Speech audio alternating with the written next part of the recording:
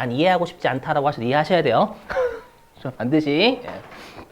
진짜 중요해. 많이 중요해. 많이. 자, 여기. 해보죠. 밑줄도 좀 칠 거고. 잘 보세요, 여러분들. 자, 뭐냐면 들어보실게요. 일단 결론부터 혹시 총액법, 순액법 혹시라도 여러분들이 그거 있잖아요. 가끔씩 이제 적는 거 꼭 적어야 되시는 분들 계시니까 총액법하고 순액법이 뭔지 좀 적어 드릴게요. 뭐냐면 여기서 총액법 있죠. 여기다 쓸게요. 총액법은 뭐냐면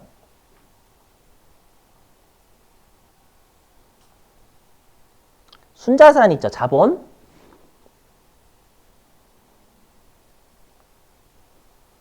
자본의 변화를요. 자본의 변화를 각각 좀 지울게요. 이건 좀 각각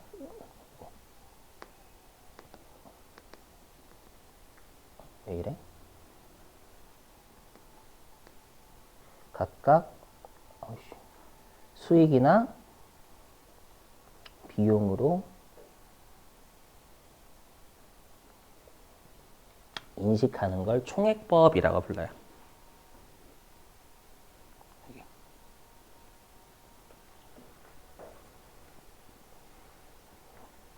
여기에서 핵심은 뭐냐면 요게 핵심이에요. 각각이요. 각각. 요게 총액법. 그 다음에 순액법. 이게 잘 안 먹지? 제가 좀 문명의 혜택을 못 받았는데 먹고 살아야 되니까 원장님한테 할부로 샀거든요. 좀 양해 좀 해주세요, 여러분들. 기계가 제 몸값보다 비싼데 제가 활용을 잘 못해요.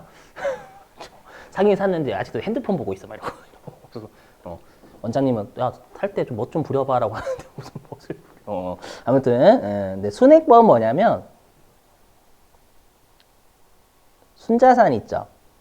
순자산, 자본.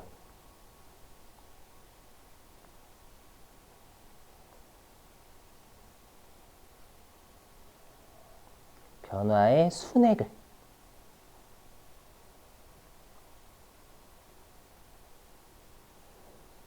이나 비용으로 인식하는 거.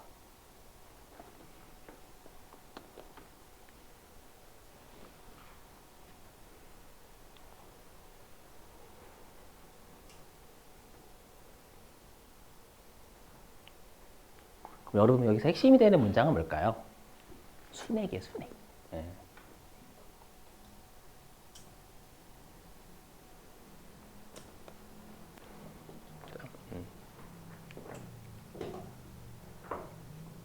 일단은 그러니까 우리가 한마디로 순액법은 순자산 있죠. 변화한 걸 그냥 퉁친 걸 한 방에 수익비용 때려버리는 거예요. 알죠? 근데 총액법은 퉁치지 않고 각각 수익비용 다 잡는 거예요. 그게 총액법. 근데 왜 제가 총액법이라고 설명드리냐면 세법은 다 총액법이라서 그래요. 그렇죠? 자, 근데 보실게요. 여러분들은 아마 순액법에 익숙하실 거예요. 근데 총액법 알고 계셔야 됩니다. 이건 나중에 5장에서도 이 분계를 모르시면 실기명을 못합니다. 자, 보실게요. 분계 끊을 때 분계. 자, 한번 예를 들어보죠. 자, 회사가요. 재고자산 100원짜리를 150원에 현금으로 팔았대요. 재고자산 100원짜리를 150원에 팔았대요. 전화 안 오는데. 자, 그럼 여러분들 우리가 재고자산 100원짜리를 150원에 팔면 우리가 150원은 매출이라고 하죠. 100원은 뭐라고 해요? 매출 원가다라고 하죠. 그럼 우리가 손익계산서에 매출하고 매출원가는 각각 잡아요? 아니면 그냥 매출하고 매출원가는 안 보여주고 매출총익 50원 이렇게 따랑 보여줘요? 각각 보여줘요. 매출원가. 왜요? 중요하니까. 삼성전자가 핸드폰이나 아니면 반도체 파는 건 중요하기 때문에 얼마짜리를 얼마에 팔았는지 다 보여줘야 되는 거예요. 알죠? 그래서 총액법 써요. 우리가 회계에서도 중요한 재고자산은 얼마짜리를 얼마에 팔았는지 다 보여줍니다. 그게 총액법. 한번 분계 보시죠. 분계 외우셔야 돼요. 보시면 일단 첫 번째 왜 이러지? 이게 건전지가 나갔구나. 아닌가?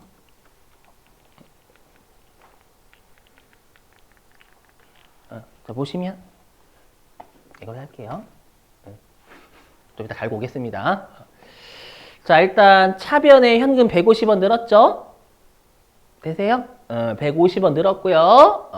매출은 수익입니다, 여러분들. 제품 매출, 상품 매출에서 그냥 상품이나 제품 제하고 그냥 매출이라고 표현했어요. 그럼 얘는 현금이 차변에 있죠? 그럼 현금이 차변에 있으니까 요거 순자산이 증가한 거예요, 감소한 거예요? 그죠, 증가한 거죠, 여러분들. 자산이 증가하면 자본은 증가하고 자산이 감소하면 자본도 감소해요. 그래서 우리 어저께 자산과 자본은 비례, 부채하고 자본은 반비례. 기억나시죠? 그럼 순자산이 증가했어요. 그래서 뭐 잡았냐면 수익 잡은 거예요.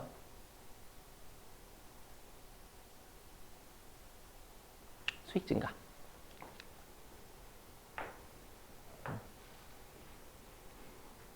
그렇죠? 왜냐면 우리가 수익이 증가하면 이익이 증가하잖아요. 그럼 이익이 증가하면 자본 증가해요. 이렇게. 되셨죠? 근데 이렇게 표시하지 않고요. 또 뭐도 표시하냐면 100원짜리 재고자산을 150원에 팔았죠. 그럼 장부상의 재고자산은 100원으로 기록되어 있을 거잖아요. 그래서 어떻게 분계를 끊냐면 이렇게 끊습니다.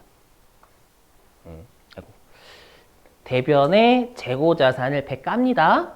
100원짜리 재고자산을 150원에 팔았잖아요.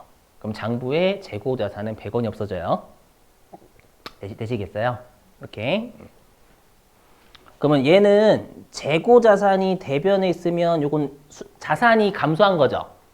그럼 자산이 감소하면 순자산이 감소해요. 순자산이 감소합니다. 감소하죠? 되시겠어요?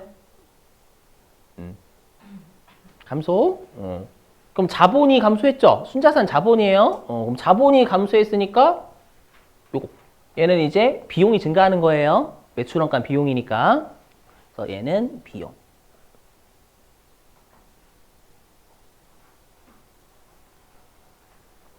실제로 분계 이렇게 끊으셔야 됩니다. 나중에 법인세에서요. 법인세에서는 얼마짜리 상품을 얼마에 팔고 얼마짜리 제품을 얼마에 팔았다를 5장에서 냅니다. 그때 분계 이렇게 끊어야 된다라는 거 알고 계셔야 돼요. 이거 분계 모르시면 세무조 못합니다. 아시죠? 왜냐하면 회사의 중요한 자산이니까 매출이라는 수익과 매출원가라는 비용을 다 보여줘야 돼요. 맞죠? 이렇게. 그래서 보세요. 여기 순자산이 여기 150 증가했죠? 순자산이 150 증가한 걸 수익 잡았잖아요. 그리고 순자산이 100원 감소한 걸 비용으로 잡았죠. 그래서 그럼 순자산이 변화 2번 했잖아요. 각각 잡은 거예요, 일단. 되시겠어요? 근데 여기 순액법 알게 순액법. 자, 순액법은 뭐냐면 우리 회사가 이번에 판 게 토지 100원짜리를 150원에 팔았대요. 토지 100원짜리를 150원에 팔았대요. 이거 중요한 정보예요, 안 중요한 정보예요? 그렇죠. 우리한테는 토지가 중요하긴 한데 우리 회계 쪽은 주주한테 중요해야 되잖아요. 삼성전자가 토지 판 건 주가에 영향을 평생 주진 않죠. 그래서 여러분 중요하냐 안 중요하냐는 재고자산이에요. 우리 입장 말고 저도 땅은 중요하게 생각을 해요. 안 중요해요. 주주한테 주가에 영향을 주는 게 중요한 거예요. 당연히 삼성전자 반도체 업황이나 스마트폰 잘 팔려주고 주가가 왔다 갔다 많이 하죠. 그죠? 이해되시겠죠, 여러분들? 그래서 토지 100원짜리를 150원에 파는 건 주주한테 중요한 정보가 아니에요. 맞죠? 그렇기 때문에 어떻게 분계를 끄냐, 이렇게 끊죠. 아마 여러분 배우셨을 거예요, 분계. 대변에 토지 100원 까고, 차변에 현금 150 적고, 유형자산 처분이익 50 이렇게 보여주죠. 그럼 손익계산서에는 뭐만 나와요? 두 번째 사례는. 손익계산서에는. 유형자산 처분이 딸랑 나오잖아요. 손익계산서에. 맞죠? 손익계산서가 수익비용이죠, 여러분들. 근데 첫 번째는 손익계산서에 뭐랑 뭐가 같이 나와요? 매출과 매출은 같이 나와요. 그럼 왜 이렇게 할까요? 이건 중요하지 않으니까 그냥 얼마에 마진 남겼는지만 남겨. 그냥 안 중요하잖아. 하지만 삼성전자가 반도체 판 거나 핸드폰 판 건 워낙 중요하니까 얼마에 만들어서 얼마에 팔은 다 표시하라라는 거예요. 이해되세요? 그럼 여기 보실게요. 그럼 순자산이 어떻게 됐는지. 그럼 여기 보시면 현금이 150 증가했죠? 그럼 얘는 순자산이 150 증가한 거예요. 되실까요?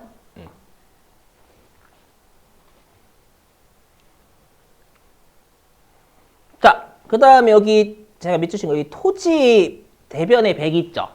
그럼 얘는 자산이 감소했으니까 자본이 감소하죠, 순자산? 그래서 얘는 순자산이 100원이 감소해요. 동의되시죠, 지금?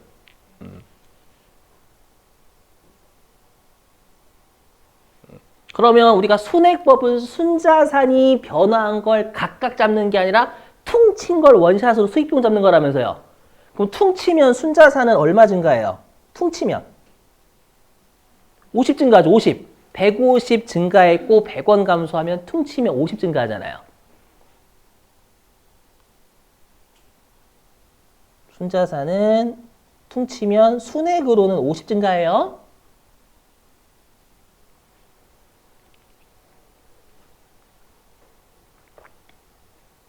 맞죠?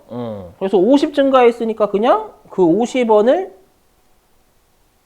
수익으로 잡은 거예요. 이렇게.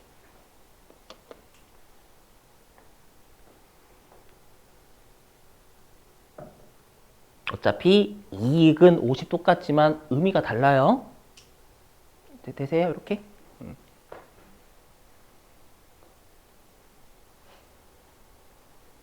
자, 근데 제가 아까 뭐라고 했냐면 세법은 모든 걸 총액법으로 온다라고 총액법. 그럼 세법은 얘를 어떻게 볼까요? 얘도 마찬가지로 순자산이 두 번 변했잖아요. 총액법에 순자산이 변화할 때마다 수익 비용을 계속 각각 잡는 거예요. 그럼 세법은 얘를 어떻게 봐요? 이렇게 봐요. 세법은 순액법이 아니라 총액법으로 해석한다면서요. 맞죠? 세법을 이렇게 봐요. 이렇게. 일단 순자산이 150 증가했죠. 하나 증가했죠. 한점. 그래서 여기 쓸게요. 좀 지워도 되나요, 여러분들? 좀 지울게요. 여기 순자산이 증가했죠. 150. 증가했죠. 얘를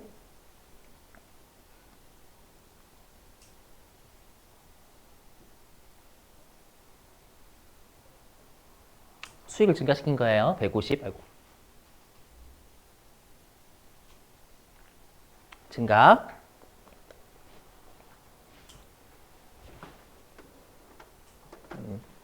자, 그래서 우리 좀 이따가 볼 건데 보세요. 좀 이따가 볼 건데 다 보시면. 자, 좀만.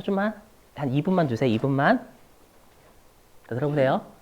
우리가 회계에서는 어떤 게 수익이냐면 해당 자산의 처분 이익이 수익이죠. 회계는.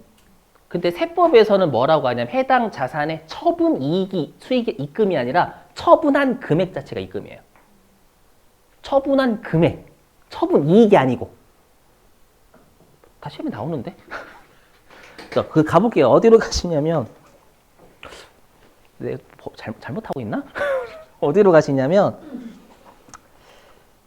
70이 아니라 67페이지.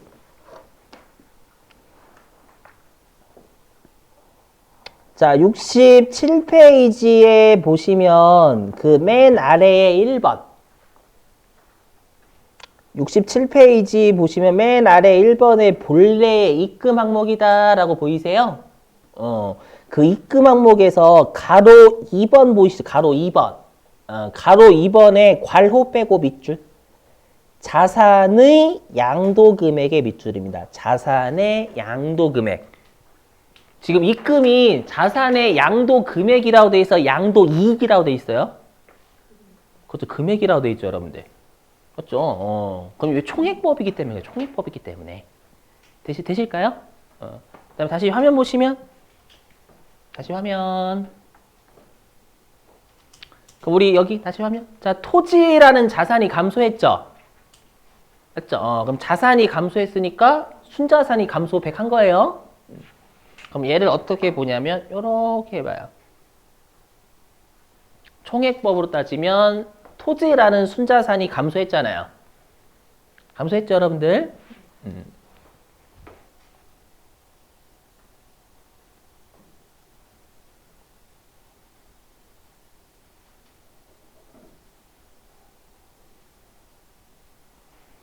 감소했죠? 이렇게. 예. 그럼 얘를 이제 비용으로 인식을 한 거예요.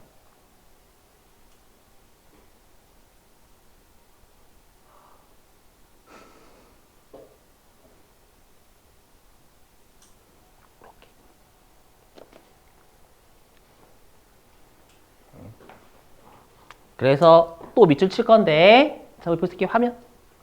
어떻게 돼 있냐면, 우리가 세법은요, 어떻게 돼 있냐면, 이 100원은 처분한 자산의 장부금액이죠. 100원은 장부금액 100원짜리 토지를 150원을 판 거잖아요. 맞죠? 그럼 처분한 자산의 장부가액이 송금이다. 이렇게 돼 있어요. 되실까요?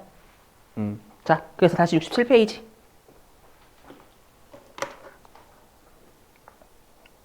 자, 67페이지의 맨 아래, 그 두 번째 줄에 중간에 보시면 혹시 이처럼 보이세요? 이처럼? 맨 아래, 67페이지 맨 아래. 자, 이처럼 거기서부터 인정된다까지 두 줄 밑줄입니다. 자, 밑줄 좀. 자, 이처럼 자산의 양도 금액이 입금에 해당하는 것과 대응하여 그 양도한 자산의 양도 당시의 장부가액은 송금으로 인정된다. 이거 이해되세요? 이게 총액법 때문에 그래요. 자, 그럼 총액법이 뭔지만 밑줄 치고 쉴게요. 자, 어디로 가주시냐면 163페이지.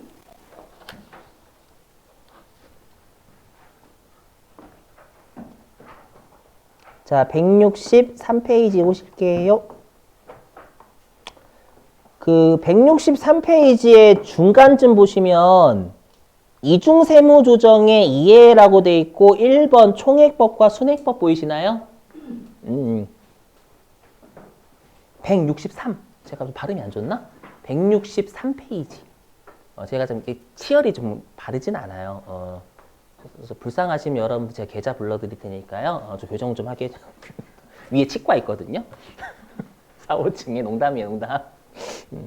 자, 163입니다. 자, 거기 중간에 보시면 1번 총액법과 순액법 있을 거예요. 자, 일단 총액법이 뭔지 첫 번째 줄 방법까지 밑줄. 총액법은 자산 부채의 증감 총액. 여러분들이 제가 아까 순자산 자본이라고 했어요. 자본. 또 여러분들 우리가 자본은 자산이 변해도 자본은 변하고 부채가 변해도 자본은 변해요. 그렇죠. 그렇기 때문에 저자분은 자산하고 부채라고 설명하신 거예요. 그래서 밑줄 자산 부채의 증감 총액이라 해요. 총액. 총액을 엄밀히 얘기하면 각각이라는 좀 문장이 빠져 있긴 했어요. 각각 수익 비용의 발생으로 회계 처리하는 방법. 요게 올바른 표현이에요. 이게 총액법. 자, 근데 이제 첫 번째 줄 끝에 순액법은 보이세요, 여러분들? 순액법은 여기서부터 세 줄, 말한다까지 밑줄. 순액법은 자산 부채, 이거 뭐야? 자산 부채 증감, 뭔 소리야, 이거? 증감 순액이에요, 순액. 총액이 아니라 거기 총액이라고 돼 있죠? 두 번째 줄에 총액을 순액이라고 돌려주시고, 증감의 순액을 수익 비용의 순액을 이익 또는 손실로 인식하는 방법을 말한다. 참 어렵게 서술해 놓으셨다. 해석하면 순액법은 자산 부채의 순액 있죠. 증감의 순액을 그냥 원샷으로 수익이나 비용을 떨어버리는 거예요. 발생으로. 이해되세요? 하지만 세법은 무조건 총액법이기 때문에 총액법을 꼭 접근해 주셔야 돼요. 그래야지만 유보 추인이 이해가 되니까. 그렇죠? 자, 10분 쉬셨다가요. 우리 3시 10분에 3교시 이어서 하겠습니다. 10분 쉬시죠.